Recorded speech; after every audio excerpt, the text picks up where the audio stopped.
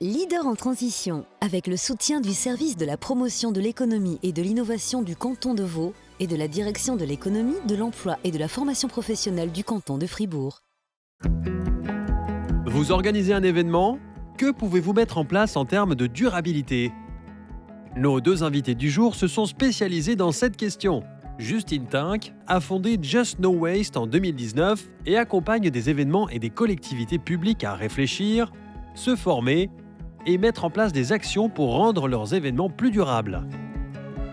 Elle anime notamment des formations, ateliers et journées d'études pour les communes et les organisatrices et organisateurs d'événements. Elle évalue les impacts, propose des plans d'action et accompagne jusque dans la mise en œuvre des mesures sur le terrain. Également coordinatrice de l'association René, qui regroupe des actrices et acteurs de l'événementiel engagés pour la durabilité, Justine retrouve aujourd'hui Lauriane Riser, qui a été directrice durabilité de Lausanne 2025, la fête fédérale de gymnastique. La plus grande manifestation sportive de Suisse s'est dotée d'une stratégie durabilité ambitieuse basée sur 8 piliers. Mobilité, restauration, ressources, partenariat, égalité et inclusion, pratique d'achat, gestion des déchets et impact social. Lausanne 2025 a également mis en place un fonds durabilité qui a permis aux partenaires de la fête de financer des projets spécifiques liés à la durabilité. Ces actions ont fait l'objet d'un récent rapport dont Lauriane va partager certains aspects avec Justine.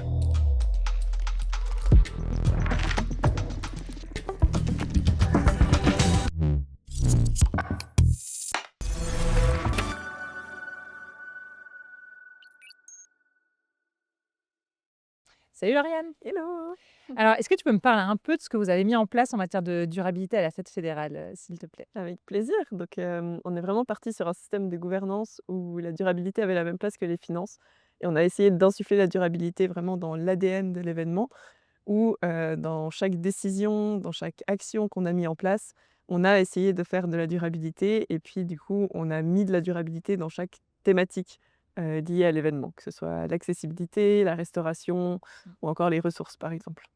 OK. Et puis concrètement, est-ce que tu as peut-être quelques exemples assez concrets, des mesures dont tu es fière, dont tu pourrais nous parler?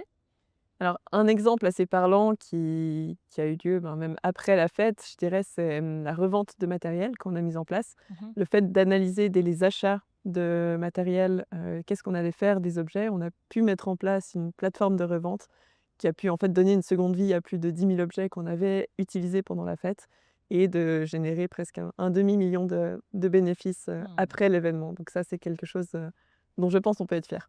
C'est clair, c'est assez énorme, c'est assez énorme. Mmh. Et toi, selon toi, quels seraient les enjeux pour un événement, actuellement en termes de durabilité?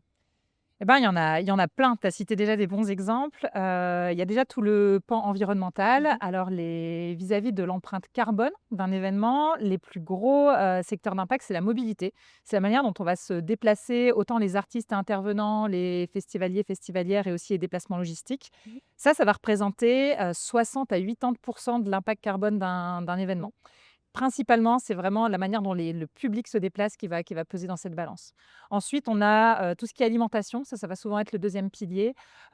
Si je caricature un peu, si on arrive à faire en sorte que les participants viennent à pied et renoncent à leur steak, on a résolu la grande majorité du problème Mmh. de l'empreinte carbone, d'un événement. Mais il n'y a pas que ça, il y a aussi, tout ce qui est achat, tout ce qui est déchets, tout ce qui est énergie, ça va avoir une empreinte carbone, un peu plus faible, Mmh. mais ça ne veut pas dire qu'on ne doit pas agir, dessus. Déjà, il n'y a pas que le carbone comme enjeu environnemental, on peut aussi se poser la question des ressources, de l'impact sur la biodiversité. C'est aussi des choses qui sont très importantes et puis au-delà de ça, ça va être peut-être des secteurs où ça va être plus facile d'agir dans un premier temps. Mmh. Typiquement, on a beaucoup plus facilement la maîtrise de ce qu'on achète ou des déchets qu'on va générer que la maîtrise de, la manière dont les gens vont venir sur notre événement.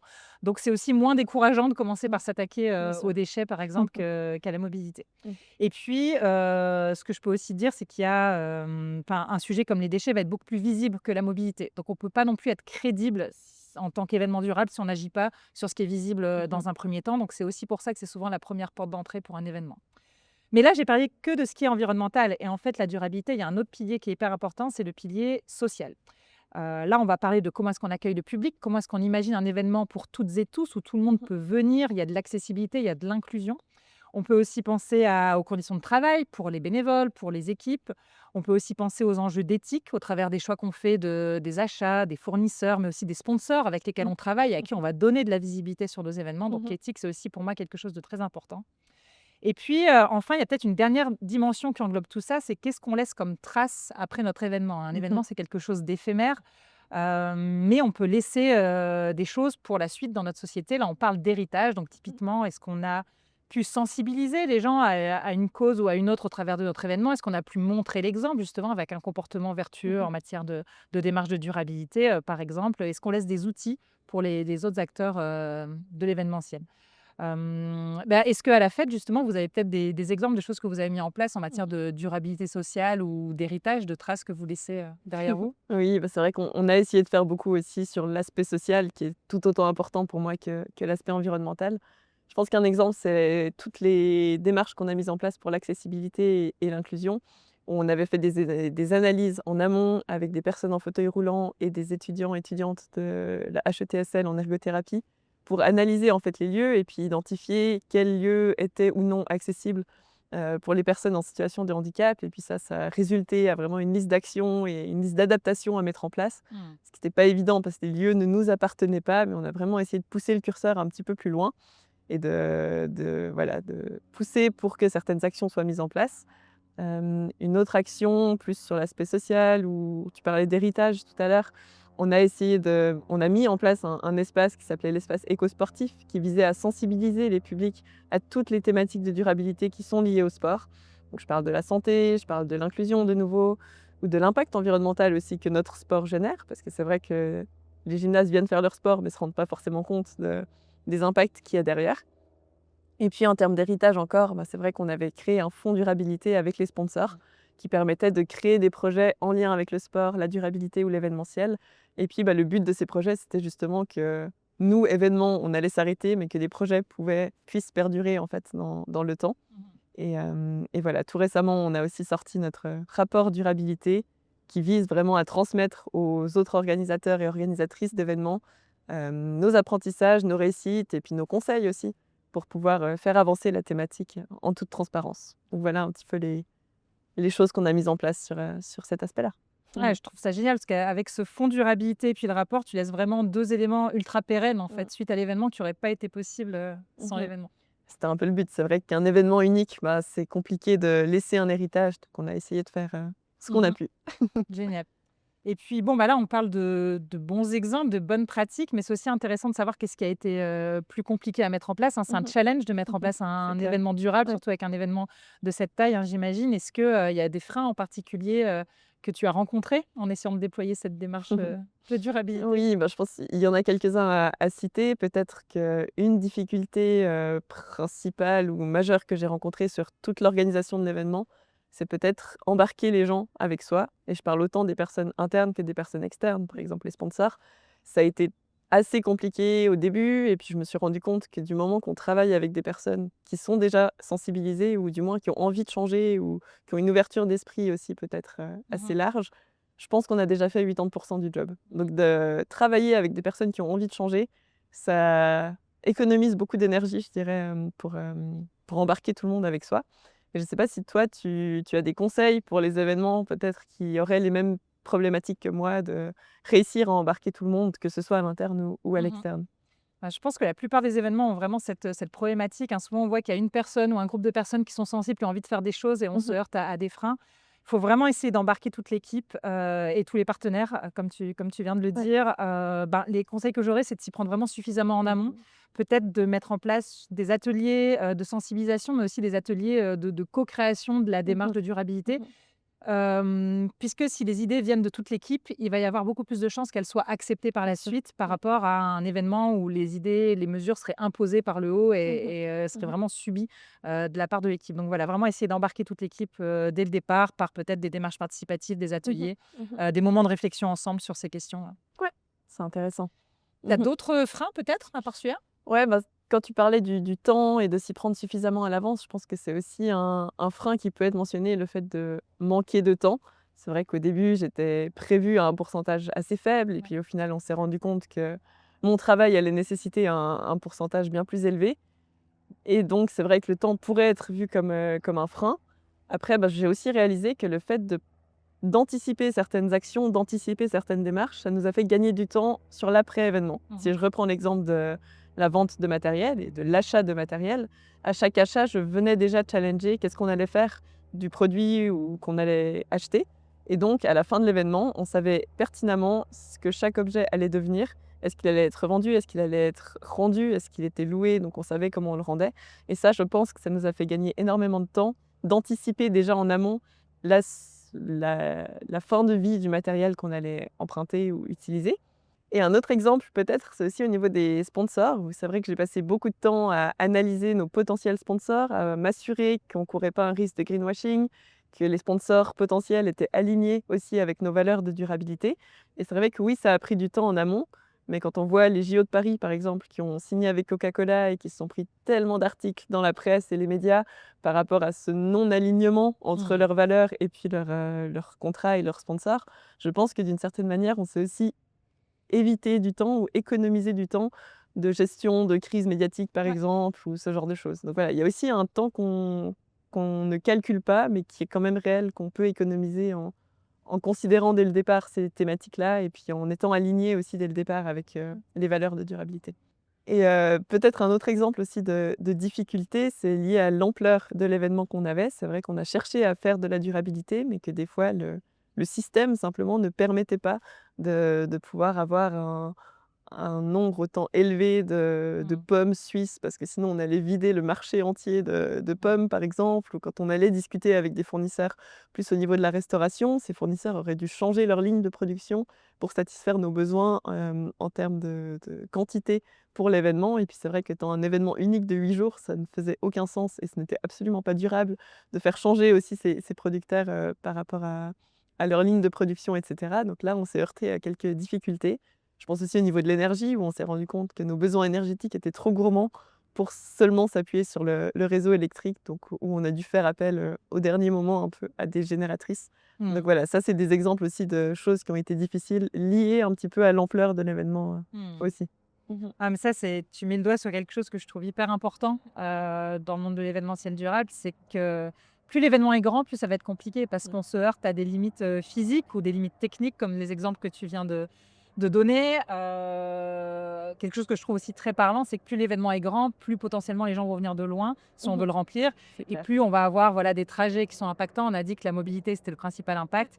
Le pire étant les grands événements internationaux où les gens vont carrément venir en avion pour voir cette célébrité internationale qui ne sera que dans ce pays-là à cette période-là. Donc là, on va avoir un impact qui est vraiment décuplé. Donc en réalité, et ça c'est un peu un sujet presque tabou parce qu'on n'en parle pas beaucoup parce qu'économiquement c'est pas rentable, mais ce qui serait vraiment pertinent en matière de durabilité, ce serait d'avoir, plutôt que des giga-événements, plusieurs petits événements bien répartis dans le temps et dans l'espace sur le territoire, de manière à diluer un petit peu cette empreinte et puis à attirer une population, un public plus local qui pourrait se déplacer du coup autrement qu'en voiture et qu'en avion. Ouais, Mais c'est voilà. intéressant. Mais c'est un sujet assez compliqué Ouais, parce c'est clair. que économiquement, c'est clair qu'on aura du mal à être aussi rentable qu'un méga événement où tout est concentré, malheureusement. C'est intéressant, tu parles de diluer les événements et c'est vrai que nous, on s'est rendu compte aussi qu'on a dilué certains fournisseurs, dans le sens où on n'a pas fait appel à un seul fournisseur, mais on a fait appel à plusieurs fournisseurs qui faisaient la même chose pour justement s'assurer qu'on aurait les quantités nécessaires au niveau de nos besoins. Et puis, on a aussi limité le risque d'une certaine manière, parce que si un seul fournisseur a toute la charge, on a beaucoup plus de risques que ça se passe peut-être moins bien. Et donc, le fait de faire appel à plusieurs partenaires, de travailler plutôt en collaboration qu'en compétition, je pense que c'est aussi quelque chose qui est en train de changer et qui, nous, en tout cas, nous a beaucoup aidés. Et du coup, toi, avec ton expérience, tu dirais que c'est quoi les choses dont les événements auraient besoin actuellement par rapport à la durabilité? Bon, alors, la première chose dont les gens ont besoin, en tout cas, ce qu'ils vous diront toutes et tous, c'est d'argent. Parce qu'on a l'impression que la durabilité, ça coûte cher. Alors, c'est vrai et faux, ça dépend des mesures qu'on met en place, en fait. Il y a des mesures qui vont coûter cher. Tout le monde va penser, par exemple, à la vaisselle réutilisable. C'est clair que quand on passe pour la première fois à la vaisselle réutilisable, c'est un coût supplémentaire. Par contre, il y a des mesures, quand on se tourne plutôt vers la sobriété, qui vont permettre de gagner de l'argent à l'inverse. Tu as donné l'exemple de la plateforme de revente de matériel, de la Fête. Je trouve que c'est un super bon exemple où, en faisant de la seconde main, on a pu récupérer aussi l'argent qu'on avait investi dans ce matériel. Tout à fait. On manque souvent de temps Ben, voilà, le temps, l'argent, hein, c'est un peu lié, hein. Par contre, la plateforme de revente, elle t'a pris beaucoup de temps à C'est mettre clair. en Ouais. place, voilà. Donc ça, ben, le conseil que j'aurais pour ça, c'est vraiment de pas chercher à tout faire parfaitement dès le début. Là, tu vois, tu as l'exemple d'un événement qui était un one shot. Du coup, on n'avait qu'une seule fois, on cherche à tout faire parfaitement. Un événement qui est récurrent, j'aurais plutôt tendance à conseiller de pas chercher à tout faire parfaitement dès le début, Mmh. mais d'y aller pas à pas, de commencer par les mesures qui sont faciles. Puis ensuite, quand on se sent en confiance, on améliore chaque année et voilà, ça nous aide à ne pas s'épuiser aussi enfin, être durable, c'est être durable dans le temps, hein, c'est dans la définition, donc Clair. ça nous aide vraiment. Mmh. Et puis, une troisième chose, on a aussi un petit peu évoqué le fait de se sentir seul, d'avoir du mal à impliquer tout le monde et je remarque que beaucoup d'organisatrices, organisateurs cherchent, à se mettre en réseau, Mmh. justement à rencontrer, des gens qui vont aussi s'intéresser à ça, voir ce qu'ils font chez les uns, chez les autres et pour ça, il y a une association que moi je coordonne qui s'appelle René pour, Responsible Events Network et René cherche justement à mettre en réseau les acteurs, Mmh. actrices de l'événementiel pour aller ensemble vers des événements durables, en Suisse et là, vraiment, le but, c'est l'entraide, le partage, l'inspiration, aller voir ce que font les uns les autres, Mmh. et je crois beaucoup en cette force, du réseau pour Ouais, aider c'est à faire clair. avancer les choses pas à pas, Mmh. pas à pas de nouveau. C'est clair et c'est vrai que moi aussi je l'avais beaucoup utilisé aussi et le fait de pouvoir échanger avec d'autres événements de thématiques qui sont similaires, Mmh. je pense que c'est vraiment la clé et même moi ça m'a permis aussi de trouver des solutions, que j'aurais jamais pu trouver toute seule et qui en échangeant avec d'autres événements, dans le Ouais, cadre de ces rencontres, ben, ça m'a permis d'avoir des solutions auxquelles j'aurais vraiment jamais pensé donc je trop pense bien. que c'est vraiment bénéfique. Bah, Mmh. ça me fait super plaisir, tu vois? Mmh. Trop bien et puis, ben, une autre image, que j'avais envie, d'apporter, c'est enfin, qui découle un peu de cette discussion. Moi, je trouve qu'un événement, un festival, c'est un peu un laboratoire de la transition écologique dans le sens où on construit une espèce de petite ville, hein. Alors toi, tu avais même une grosse Une ville. grande ville, ouais. Mais c'est vraiment une petite société et surtout dans le monde de la culture, je remarque qu'on est beaucoup plus enclin à tester des choses, à Mmh mh. expérimenter des solutions qui vont ensuite inspirer le reste de la société, Mmh. à faire la même chose et puis, ben, les festivaliers vont être aussi plus enclins à tester des nouvelles choses. Tiens, on va être plus ouvert à tester un nouvel mode de déplacement pour se rendre à l'événement parce que c'est quelque chose de ponctuel. Ouais. C'est dans le cadre d'une activité de loisir, par exemple. Voilà, un organisateur d'événement peut se dire: «OK, pour l'événement, je mets en place des toilettes sèches». Par la suite, ça peut se répliquer dans le reste de Mmh la mh. société. Mmh. Est-ce que tu partages un peu, ce sentiment? Oui, tout à fait. Bah, c'est vrai que moi, je l'ai beaucoup vécu aussi avec les gens avec lesquels j'ai travaillé, où dans leur travail, ils ont dû mettre en place des démarches de durabilité et puis ils sont venus me faire le retour après coup que les choses qu'ils avaient mis en place dans le cadre de leur travail avaient été répercutées dans leur mode de vie. Si je Mmh. prends l'exemple d'une collègue qui était partie en vacances et qui m'avait dit: «Ben, parce que j'ai dû faire attention dans le travail à la durabilité, bah, quand je suis partie en vacances, j'y ai fait plus attention».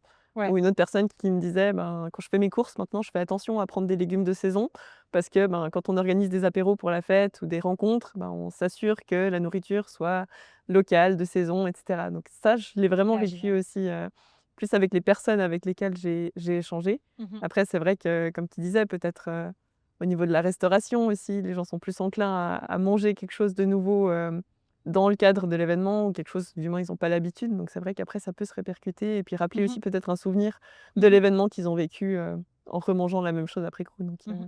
tout à fait, c'est super Trop bien, intéressant ouais. en tout cas. J'aime bien cette image-là, ouais. Bah, écoute, bah, merci beaucoup pour Merci la à toi discussion et tout ce partage. et puis on se réjouit de te recroiser sur plein d'autres événements. Ah merci.